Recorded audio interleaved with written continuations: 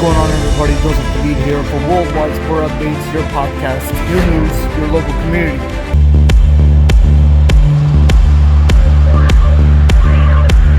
Good morning, everybody. Thank you for joining us on this Sunday, July 31st, 2022.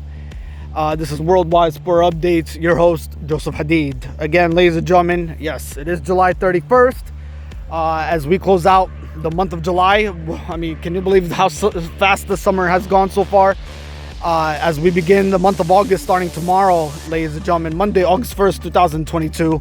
And ladies and gentlemen, look at this. Before you know it, we're going to have to sit down and talk and have a meeting on exactly what our approach is going to be comes in the month of September. Once we, get close to it, as live podcast returns, ladies and gentlemen. Yes, so live podcast will return for the month of September, as football season starts getting underway. And ladies and gentlemen, we're gonna, fill you in on more details on what the live podcast is gonna look like, starting in the beginning of September, ladies and gentlemen. So again, once we finalize and come to an agreement on how this approach is gonna be for the live podcast for the month of September, we'll definitely keep you in the loop and keep you up to date nonetheless on what direction we're going to go with the Worldwide Sport Updates, debuting back to the live podcast this upcoming season, again, which starts in the beginning of September as we close out and come to our final summer of the month of August. Can you believe it, folks? All right, ladies and gentlemen, we have some top 10 news to go over with you that transpired this past week. Yeah, we don't have any 15 top news this week, so not a lot really happened in sports. But again, for anything that we missed, hopefully you guys are keeping an eye and up to date on our sports pages, Facebook, TikTok, Twitter, Instagram, YouTube channel nonetheless, for all the sports updates wherever you may be across the world and country, as that is our job to keep you up to date, ladies and gentlemen. It is Worldwide Sport Updates, so we definitely keep you in the loop of all sports that are happening around the world and around the country nonetheless. All right, we're going to start off with some XFL, ladies and gentlemen, as they have finalized the 2023 season kickoff plans, which don't include LA or New York, however. The XFL, the Spring Pro Football League, fronted by Dwayne Johnson and Danny Garcia, took a big step toward finalizing its plans on Sunday, with a press conference that revealed the city's venues and head coaches for its upcoming 2023 season. The regular season is set to kick off on February 18, 2023 with 8 teams. Those include in a newly announced cities. Again, they are Las Vegas, Orlando, and San Antonio, which are replacing the existing teams that are Los Angeles, New York, and Tampa Bay, Florida. ESPN says those were the 3 cities with the lowest turnout in the year 2020. The league's most recent season, which was halted midway through because of COVID pandemic. The 2 other XFL teams on the 2023 slate reside in Texas. Those cities are Arlington and Houston, with other franchises including Seattle, St. Louis, and Washington, D.C. The league and Major League Baseball The league, ladies and gentlemen, and Major League Baseball Players Association exchanged proposals on the international draft. July 25th is the deadline for Major League Baseball and Major League Baseball Players Association to come to an agreement on an international player draft, which would replace the current international signing system and to end the qualifying offer system for big leagues free agents. The 2 sides have been in negotiation for weeks, and ESPN's Alden Gonzalez, all VIA Twitter links, reports the counter proposals were exchanged within the last 2 days.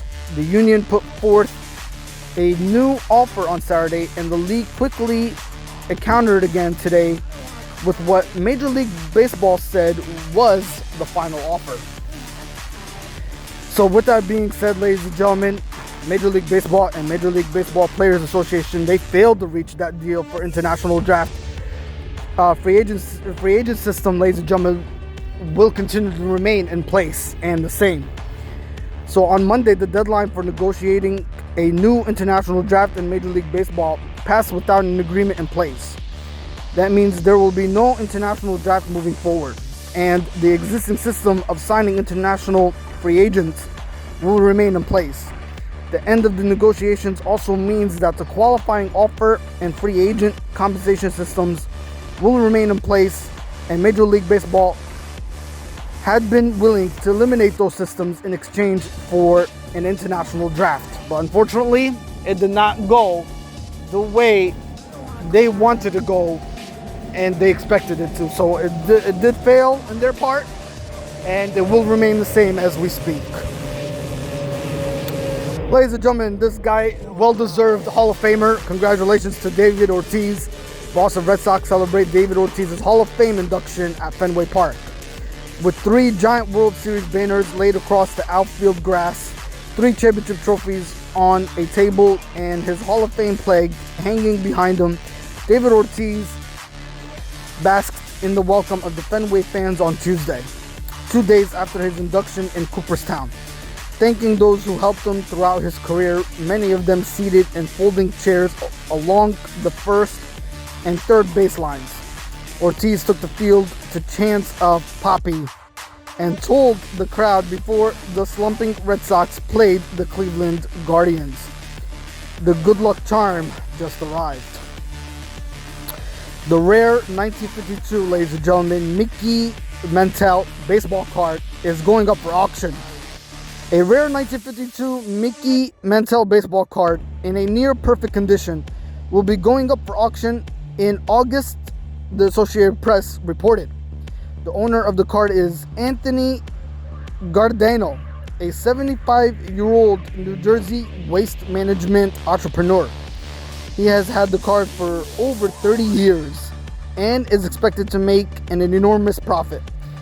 He purchased the card at a show in New York in 1991 for, in the amount, ladies and gentlemen, of $50,000, a fraction of what it's expected to sell for later this year.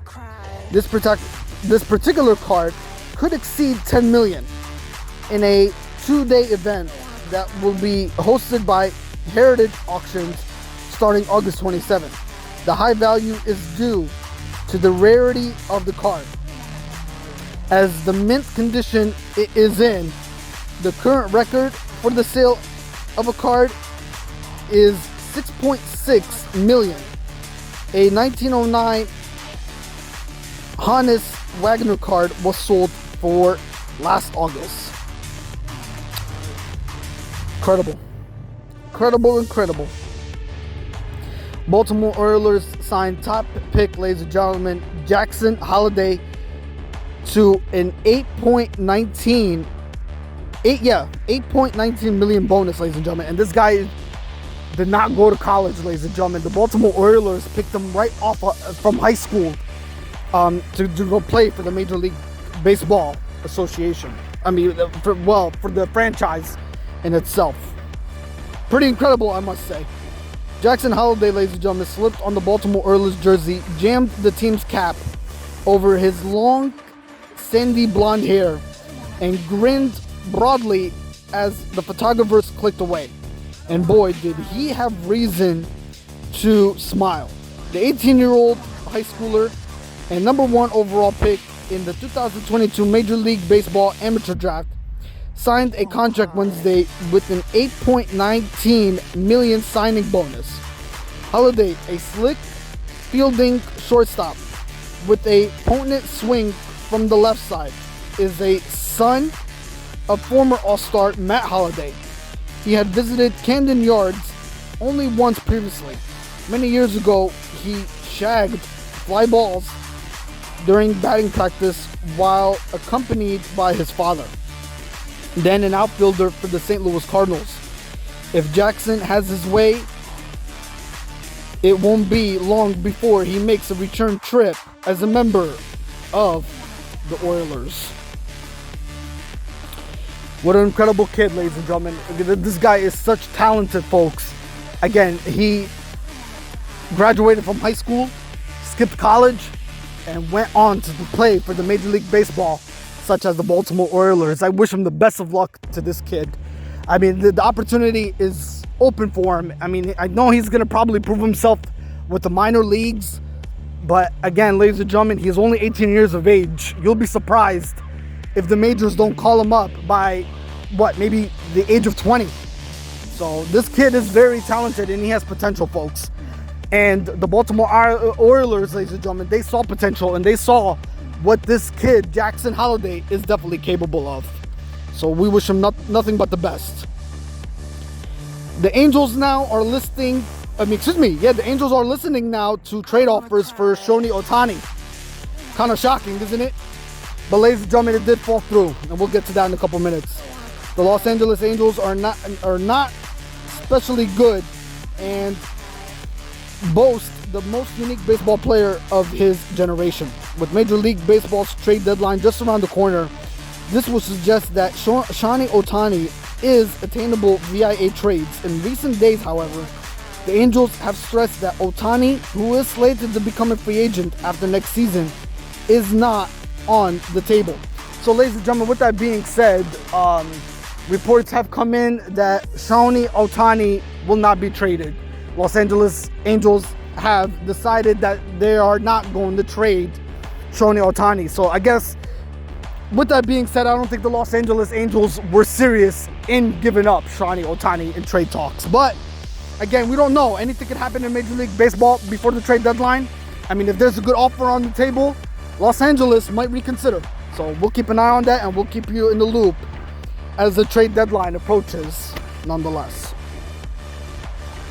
Derek Wolfe, ladies and gentlemen, he retired from the NFL at the age of 32. He won Super Bowl 50 with the Denver Broncos. Veteran defensive lineman Derek Wolfe announced his retirement from the NFL on Friday at age 32. Wolfe's first 8 NFL seasons were spent with the Broncos before he signed with the Baltimore Ravens ahead of the 2020 campaign. After playing for Baltimore in 2020, a hip injury kept him out for the entire 2021 season campaign. Denver selected Wolfe with the number 36 overall pick in the second round of the 2012 NFL Draft out of the University of Cincinnati. Ladies and gentlemen, it is the end of an era for the Washington Commanders as Ryan Kerrigan is retiring as the member of the Washington Commanders.